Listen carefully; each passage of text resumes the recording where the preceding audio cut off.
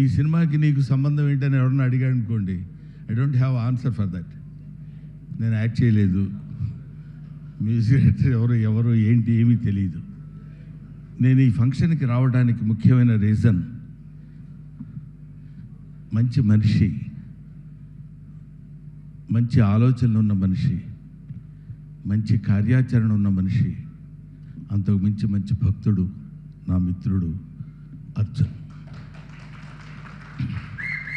నాకు ఫోన్ చేసి, బ్రహ్మానంద గారు మా అమ్మాయి సినిమా ప్రీ రిలీజ్ ఫంక్షన్, అక్కడితో ఆయన వాయిస్ కట్ అయింది, నా వాయిస్ అందులో ఇంక్లూడ్ అయింది, నేను తప్పకుండా వస్తున్నాను సార్, ఎక్కడ, ఎన్ని గంటలకి, ఏంటి ఆఫీస్ అని అడిగాను.